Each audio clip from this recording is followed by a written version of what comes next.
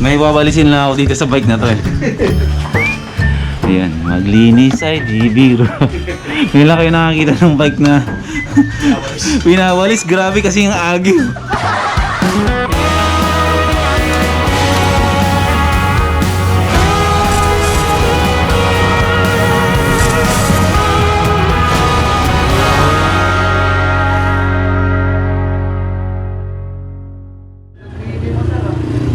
Pa-check na lang ako bro. Ha? Baka sa bearing lang. Ayun mga first timers, kamusta? Magandang umaga. Anong first time ang meron sa inyo ngayon?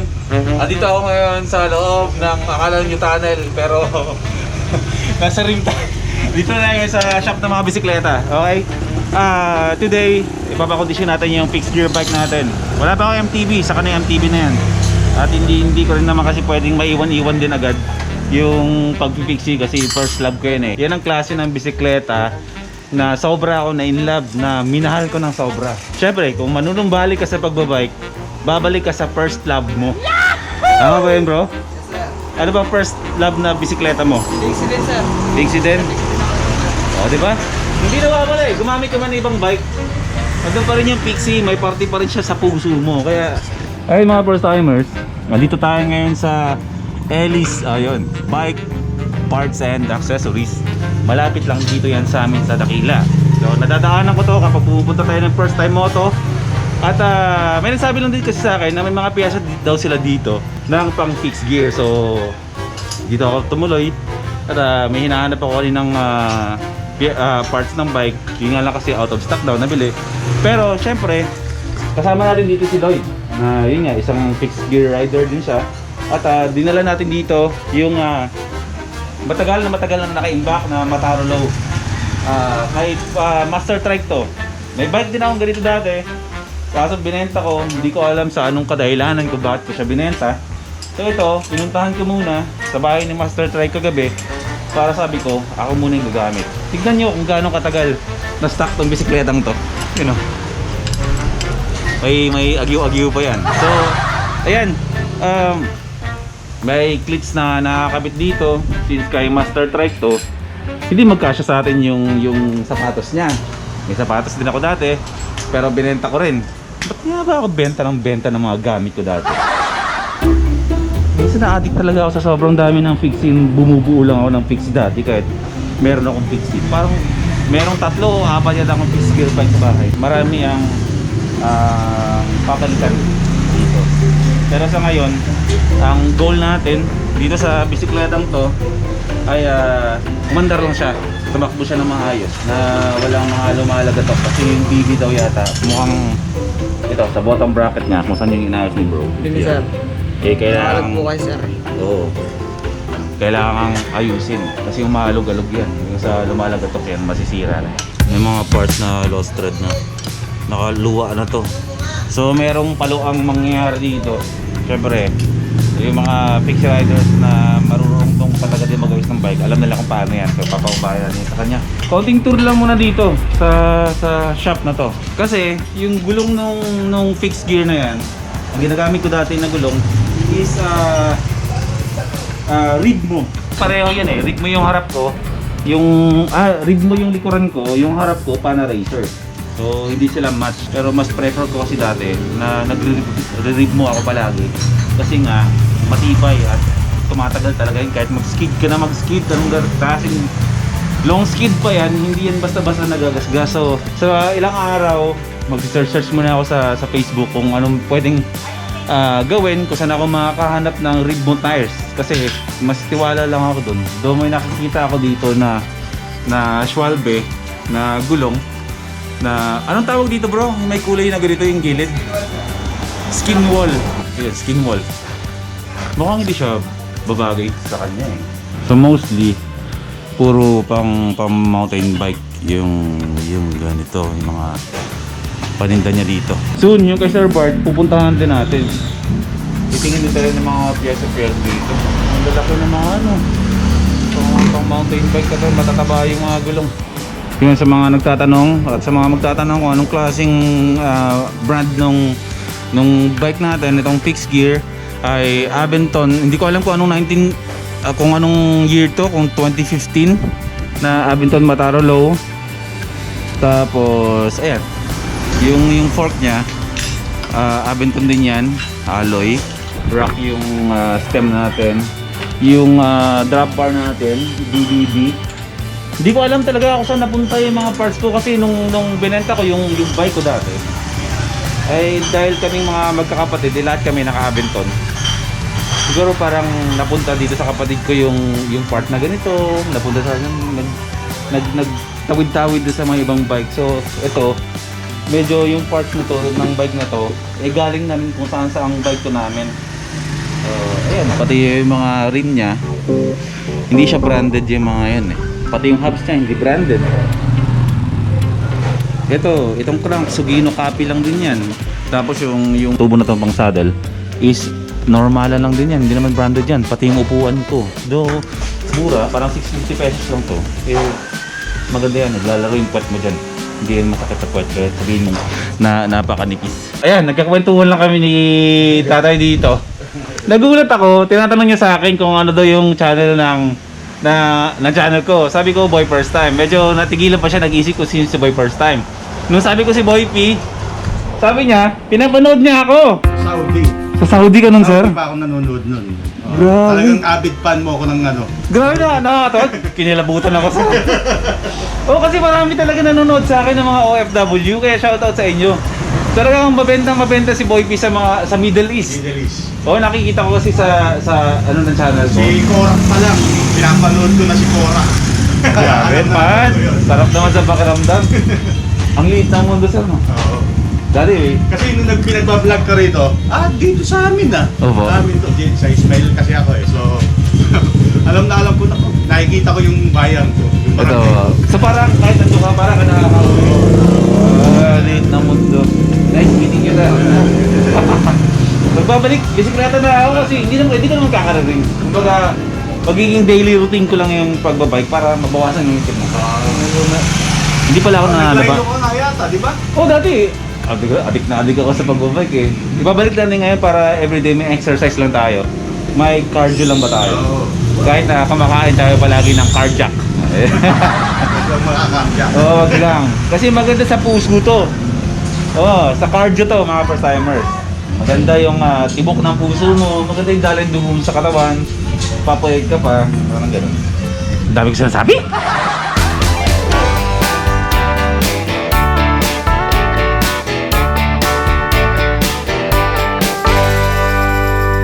Di ba check yung puro ganito gaan? Opo, kaibigan ko po si Dave Teo. Tsaka si Sir Bart din sa kabila. Sa kabila. Oo. Dating Dating... mga kasama namin sa convention nung wala pang pandemic. Pag Sabado at Linggo, doon kami nagtitinda. Bar. Talaga. Magkakaibigan din ako si Sir Bart. Sir Bart, oh.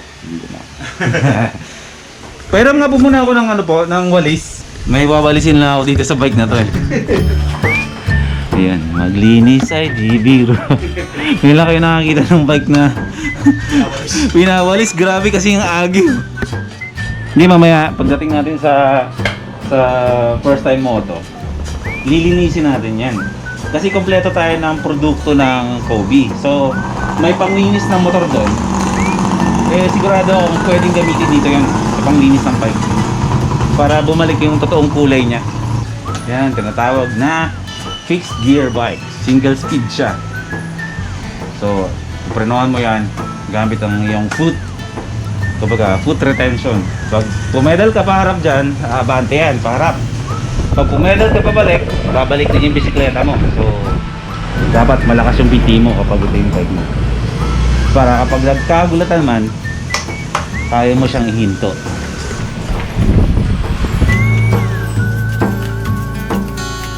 Tayo? Kabayan?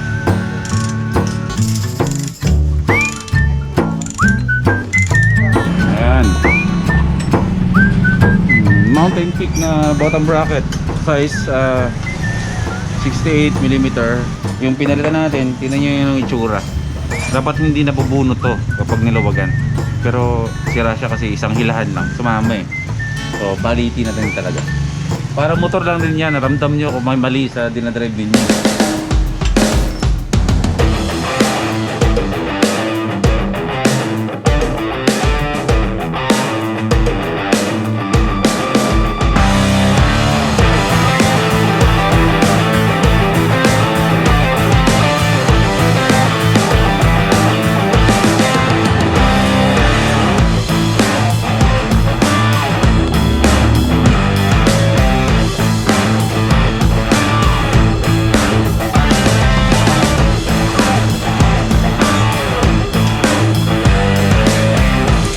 Ayos, ayos. Okay, bakit fixed gear? Walang preno. Pedal ka pa harap. Bante. Pag inatras mo ng ikot, babalik din ang gulong pabalik. So, ang problema dyan, yung pagpipreno, yun ang dapat nyo malaman at matutunan. Dahil hindi basta-basta ganun kadali ihinto tong bike na to. Dapat gradual ang practice nyo para gamitin ito. Okay? Ngayon tapos na to, pupunta tayo ng first time moto. Doon natin lilinisin yung bike na to. Tapos, ito mga dating kulay niya. Sana may balik natin sa dati. Gagamitan natin yun ng Kobe chemical. Meron tayo doon para bumalik yan sa dating kulay niya. Linisan natin, i-bike wash natin pagdating doon sa shop sa first time moto. Okay?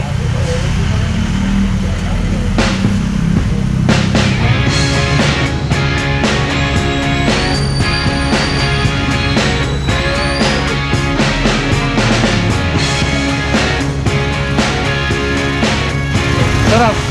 Sarap. Ang hirap mag-bike nang naka-mask. Pwede naman hindi mo Kaya gamitin kailangan yun eh. hindi nag-mask para mag-bike. Yes. Yan, okay na yung bike natin. May konting adjustment ako nga gagawin sa upuan. Medyo nasobra ng taas. Pero konti-konti lang, siguro mga 1 cm. Pero ito na yung bike natin. Nandito na tayo sa first time moto. I-release natin ito habang nag-attend sa mga customers. Humingal ako. May lakas pa pala tuhod ko eh. Oh, Tayo ba? talaga?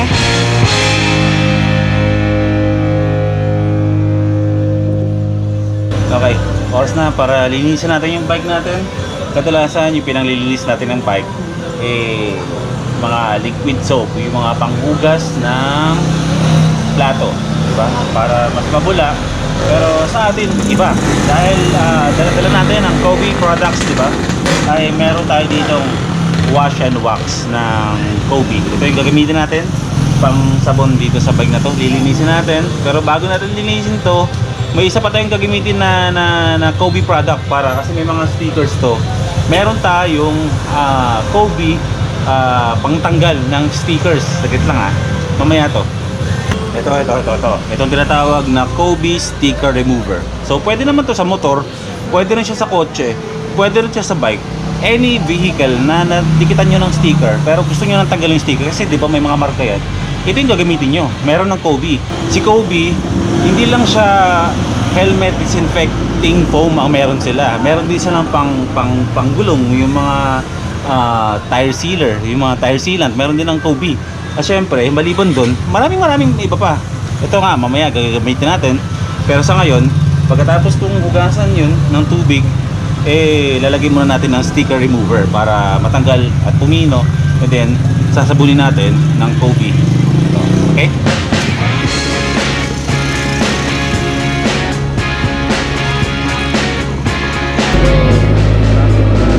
Mga dikit ng sticker na yan yung paglalagay natin mamaya nung Kobe sticker remover. Patuloy lang muna natin. Saka natin sasabunin. Okay, mga 15 minutes na yung nakakalipas. Siyempre tuyo na. At dito nakikita pa rin ninyo talaga yung mga nakadikit na mga stickers dito. Meron pa yan dito, medyo nawala na nga, pero ito yung mga mahirap pakpakin kasi tignan nyo naman yung dumi, naghiwalay na siya dun. So dapat ito yung original color, dapat magpantayan dito sa mga dumi na to. So susubukan natin tong Kobe sticker remover. Actually ngayon ko pala magagamit to. So spray lang natin.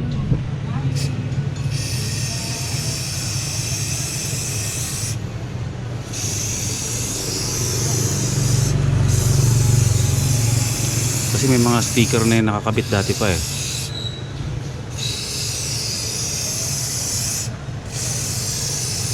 Para maubos yung bakas. Okay. Pati dito kasi may dikit yan ng ano, may binubuhol dyan na rubber eh. Okay. Kaya may mga nakadikit dyan. Lalagyan natin lahat yan. Wala naman sinabi dito kung gaano siya katagal na hahayaan muna. So, i-check natin ngayon kung matatagal ba talaga ng Kobe sticker remover yung mga nakadikit na mga stickers dito, yung mga bakas pa. Medyo ano siya no, umuumbok no. Tatry natin ha, ngayon natin mapapatunayan kung effective ba talaga tong ano. So, ako lumambot bigla oh. Ngayon malalaman natin kung matatanggal pa talaga yung mga bakas ng mga stickers na yan, okay? Subukan natin. Uy. Boom! Tanggal. Solid. Boom, tanggal. Mas maganda kung ibinabad mo pa siya. Oo, pwede siya ibabad. Pero kanina, span of like wala nga 1 minute eh. Okay. So for sure, lahat ng mga bakas ng mga stickers na kinabit natin, mapa motor o mapa bike o mapa kotse, effective siya. So bago natin mamaya sabunan to nung wash and wax ng Kobe, eh siguraduhin muna natin na wala muna mga bakas dito ng mga stickers. So ayan, nakikita nyo, wala nang kabakas-bakas ng pandikit ng mga tinanggal natin mga stickers. Ngayon, syempre, naubusan natin. May mga mancha pa rin to. Ngayon, wala nang bakas ng mga stickers na tinanggal natin dito. Eh, meron pa ring mancha. So, ngayon, gagamitin natin siya ng Kobe and Wax Carnauba. So, pwede pang motor, pwede pang kotse, for sure, pwede rin yan pang bike. Okay? So, yun, natanggal natin yung mga bakas ng mga stickers dito. Madumi pa rin yung bike natin. So, ngayon, gagamitin natin itong Kobe Wash and Wax Carnauba. Baka magtaka kayo kapag nilagay nyo sa mga motor nyo, sa bike nyo, sa kotse nyo, eh hindi siya mabula. Sadyang hindi siya magaanong mabula. Tignan nyo, hindi siya ganun kabula. Kasi yung parang tipong bumubula na, hindi siya ganun. So, tatry natin ha. Maraming mancha tong bike na to eh. Pero tatry natin siyang kukus sa bike natin. Tatanggal? Kita mo yung kulay niya? Hindi ba na? Bumalik. Linis oh. Wala, tatanggal dito oh. Tanggal na eh. Ayun oh. Okay, dito ha. Try natin dito. Lapit mo man. Ito. Tatry natin yung tanggalin. Oh. Oh, boom. Siyempre yung mga tents, hindi na matatanggal yan. Pero yung mga mancha na matagal, hindi talaga natatanggal ng punas at sabon-sabon lang, kaya niya tanggalin. Lumilinis ngayon yung bike natin, no? Okay. Boom! Pati, parang bago. Yung mga mancha na hindi matanggal-tanggal mo, eh ngayon, natatanggal. Nang dahil sa Kobe Wash and Wax. Kaya kahit ano punas mo, no? Hira pati grasa. Pag tinamaan niya, wala, ang lambot. Oh. Hello? Ayun oh, tumitingkad yung kulay. Boom, panis. Boom. Hindi siya ganun kabula, pero ganun siya ka-super effective. Mas ma-appreciate nyo to pag nakikita nyo sa actual. Kasi sa video lang yan. Kaya ako mismo papatunay sa inyo na talagang tubahan. Eto, mancha to, mancha. Lana! Boom, panis. Boom, panis. Boom, panis. Tanggal. Woo! Ang galing!